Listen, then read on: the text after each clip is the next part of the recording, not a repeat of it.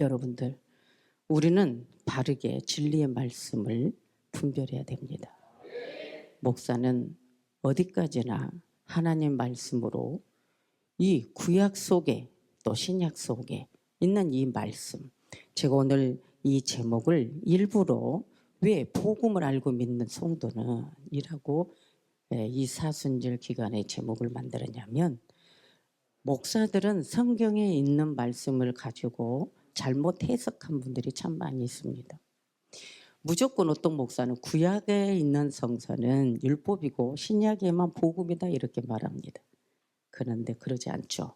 구약 속에 율법 속에 복음이 들어있고 또 복음 속에 율법이 들어있습니다. 그래서 우리는 이 구약이라는 이 말씀이, 구약과 신약이 다 예수 그리스도에 관한 말씀인데 복음이라는 부분을 잘 모르고 있기 때문에 이 말씀이 있고요. 또 왜 그 성경에서 또 때로는 신약에서 사도들이 계속 이 복음에는 의가 나타나고 율법이란 이런 부분들, 갈라디아서 3장 24절에 있는 말씀들, 율법은 모각성색에 불과하고 이런 말씀들을 왜 계속 이런 논쟁이 있었냐면, 유대교인들은 초림으로 오신 예수 그리스도가 갈보리 십자가에서 너희들이 죽인 그 예수가 대속죄를 이룬 이 부분에 대해서 인정을 하지 않으니까 계속 율법과 복음 이걸 가지고 말씀을 던지는 거예요. 그러면 여기에서 목회자들은 성경을 두고 자, 율법이 구원이냐라고 가면 안 되죠. 율법은 지켜야 되는 것. 율법을 하나님이 모세를 통해서 시내산에서 준 613가지의 그 율법이 그 법을 제정했는데, 그런데 계속 제가 이제 이 본문의 말씀을 보면서 무엇을 더 깊이 알게 됐냐면, 여러분, 율법이라는 이 부분 속에서 율법은 구원과 상관이 없어요. 율법은 우리가 그 법을 주신 그 규례와 법령은 우리가 지키는 것이죠. 그래서 율법을 또 버리는 거 아니잖아요. 율법을 버려버리면 법 없이 어떻게 삽니까?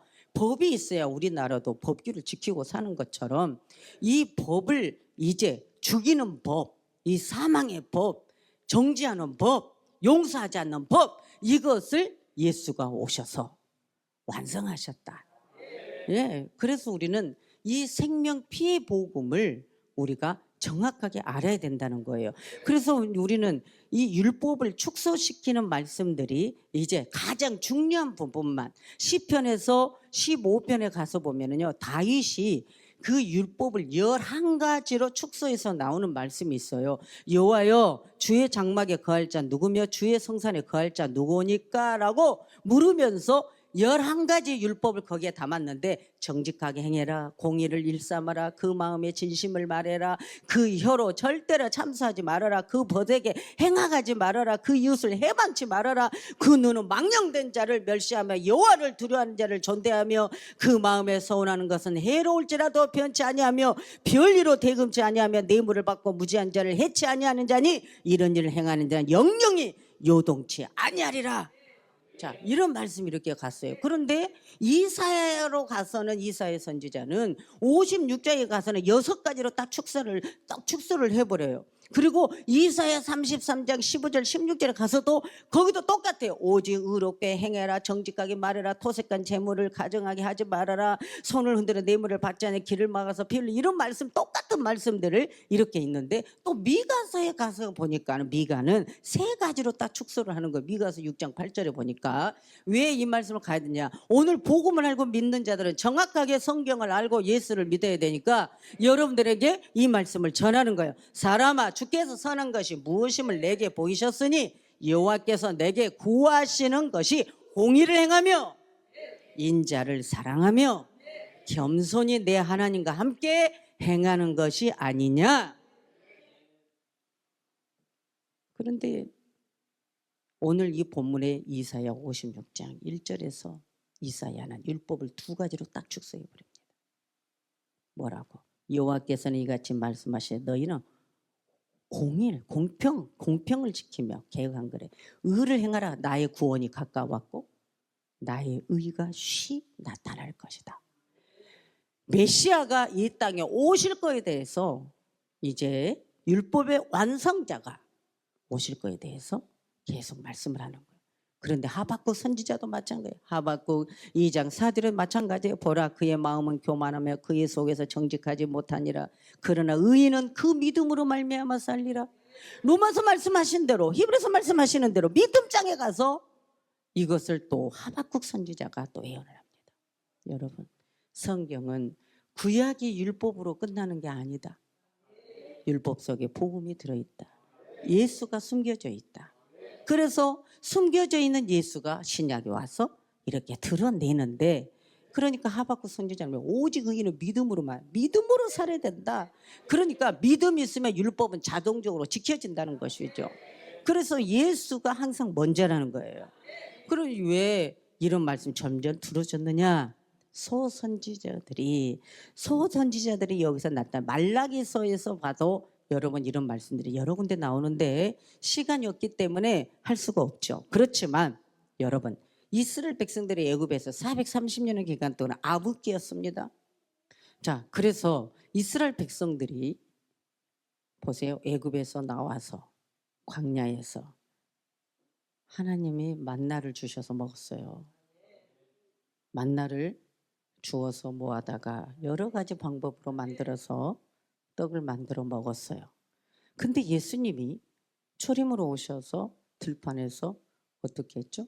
어린아이 도시락에서 보리떡 5개, 물고기 2마리로 그것을 부수어 가지고 축사하면서 기도하여 5,000명을 먹이고도 남는 12강줄이었어요. 자, 이런 부분들을 보면서 율법은 반드시 지키기는 지켜야 되되 율법을 안 지키면 그때 당시는 죽었지만, 그러나 이제는 구약이라는 짐승의 제사는 영원한 속죄가 아니잖아요.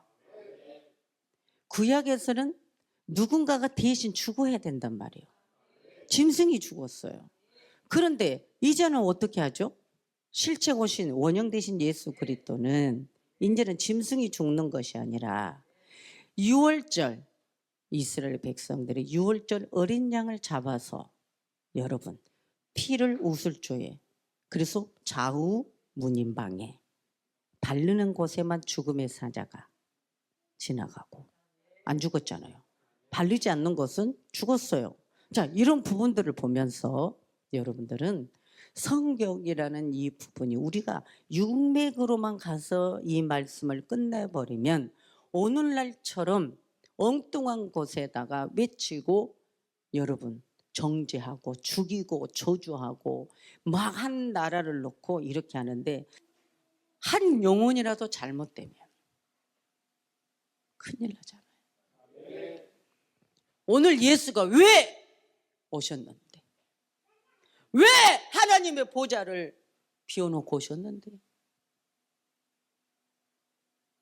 사망, 아브라함이 복의 근원이지만 아담은 선악과의 사건을, 사망을 만들었잖아요. 여러분은 지금 교회를 다니고 예수를 믿는데 여러분 마음은 행복하십니까? 행복해야 돼. 여러분들, 이 백성들아, 하나님이 복 줬을 때, 하나님이 건강 줬을 때, 에? 잘 관리하고, 이거는 다 죽겠으면 그때 뭐 찾는, 나 죽을 것 같으면 하나님 찾는 그런 거하고 똑같아요. 오늘 이 사순절에 예수를 아는 사람이, 복음을 알고 믿는 사람이 어떻게 살아야 되는 것을 말하기 위해서 오늘 이 말씀을 전한 거예요. 목사는 하나님이 까딱까딱 해놔야지. 네? 그래야 정신 차리는 거야. 죽을 것 같은데 그래도 하나님밖에 없어. 목사는 예수님의 마음으로 생명 말씀을 전할 수 있도록 한다 그 말이죠. 그러니까 오늘 이 율법만이 있어서 계속 짐승이 대신 죽어서 우리 죄를 전가시켜 준다면 어떻게 사냐고 말이에요. 그러니까 이제는 예수가, 하늘과 땅을 창조하신 하나님이 본체 그분이 와서 누군가가 짐승이 대신 죽어서 우리 인간의 죄를 일시적으로 전가하듯이 이제는 예수님 뭐요? 영원한 대속죄를 다 그분이 오셔서 영원한 속죄하러 오셨다고 말이죠. 그러니까 이제는 뭐예요? 복음은 율법을 안 지키면 죽지만 용서가 안 되지만 이제 예수는 뭐예요? 복음은 이제는 우리가 퍼뜨리는 것이다. 그래서 예수가 우리에게 준 이 사랑, 용서해 주는 이 사랑, 그러니까 그분이 율법을 안성하러 오셨고 율법을 완전히 여기에서 내가 주인이야. 이걸 뭐예요? 여러분, 제 인생 마태의 집에든 삭개오 집에든 가늠한 여인을 데려왔을 때도 완전히 율법을 묵살시켜버리잖아요. 예?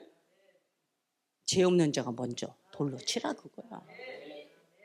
이 예수님의 그 글씨 하나에 그분의 이음이 나타났단 말이지.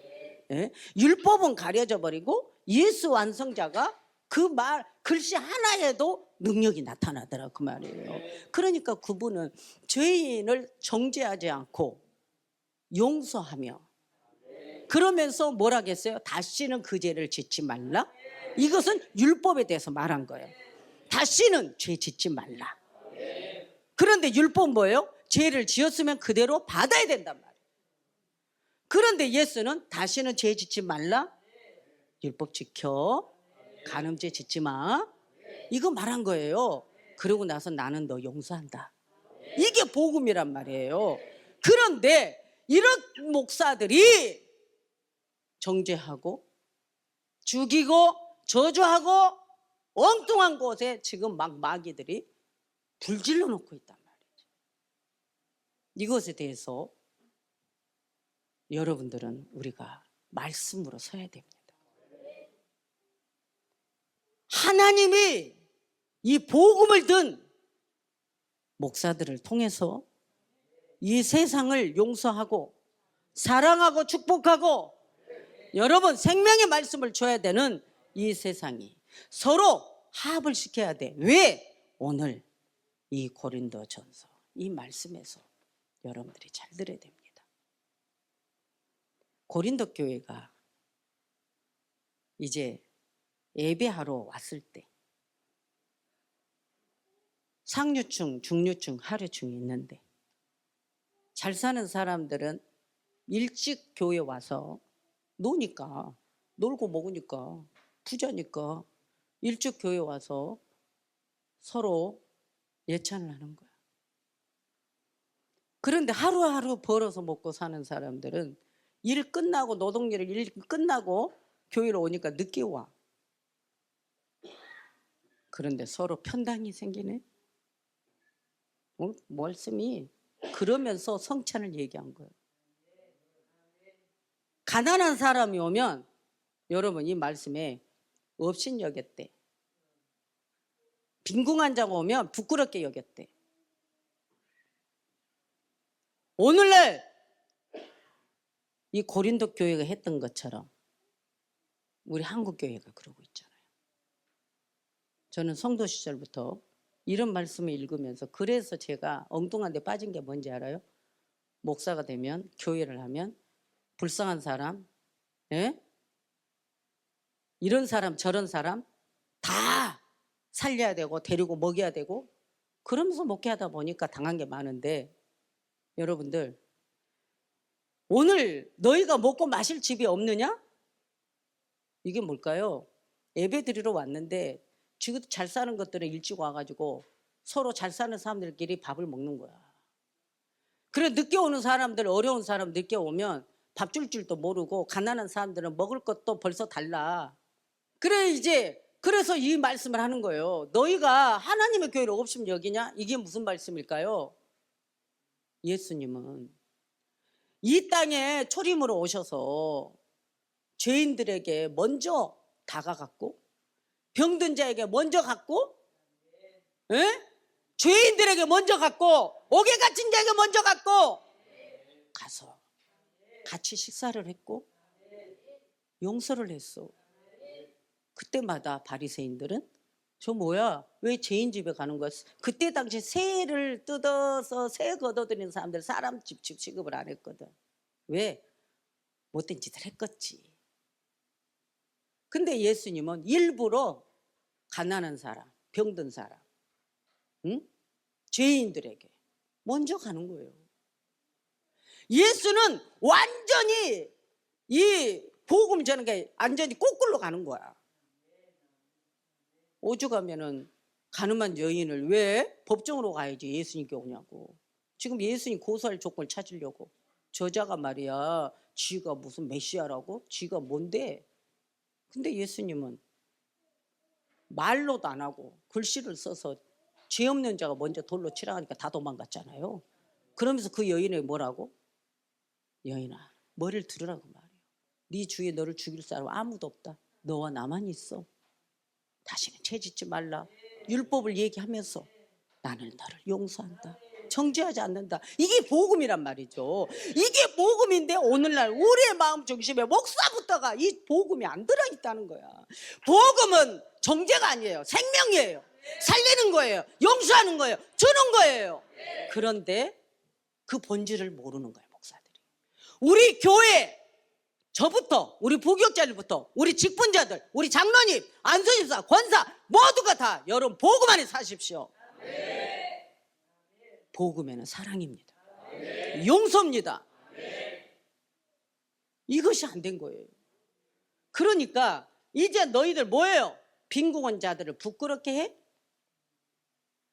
그러니까 성찬의 자격이 없는 거에 대해서 말을 합니다. 여러분, 오늘날 이런 말씀들을 외치고 다녀봐요. 다 예수께로 옵니다. 그러면서 뭐라고 할까요? 내가 너에게 무슨 말을 하랴? 바울이. 너희를 칭찬하랴? 이것으로 칭찬하지 않노라. 칭찬할 수 없어 너희들.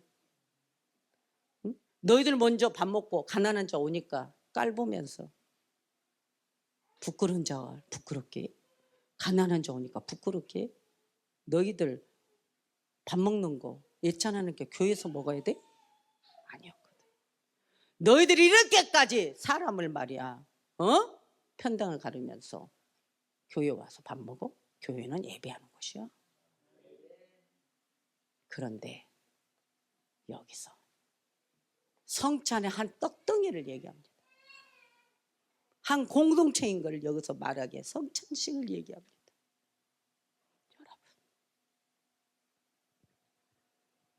이 성찬은 우리 하나님이 예수님으로 시작했지만 창세기 13장에 가면 멜기세덱도 떡과 포도주, 유월절 어린 양, 그 무교병, 우슬초로 피를 바르게 한 것, 정결의 의미. 자, 죽음의 사자가 지나가는 것, 이런 게 다 예수 그리스도를 모형합니다.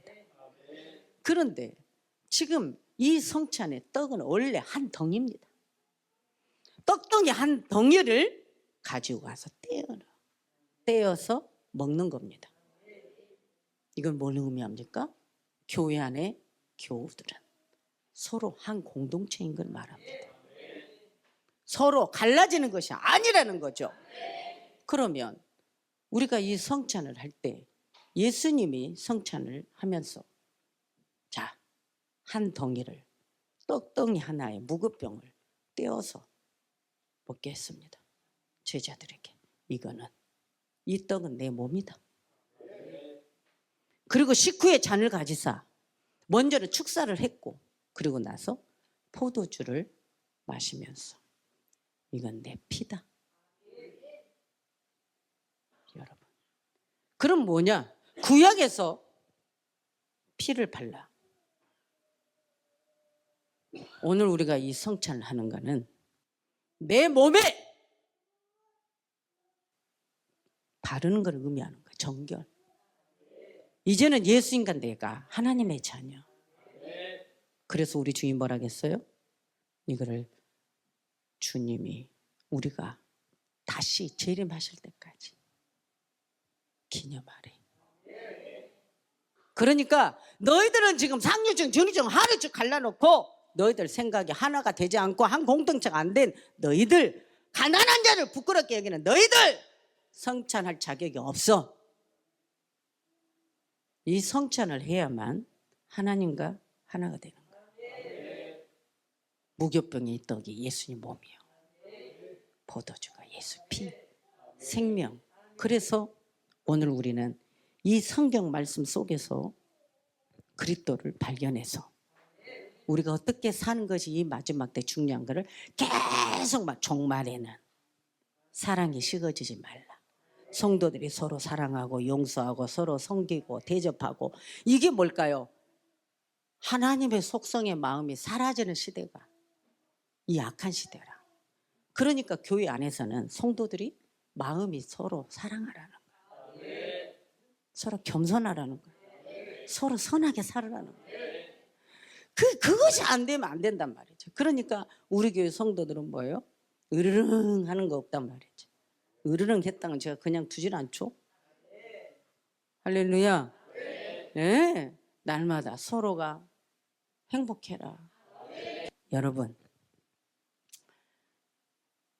예수님이 나를 위해 십자가에 피를 흘리신 분이 생명 주기 위함이다. 할렐루야. 예.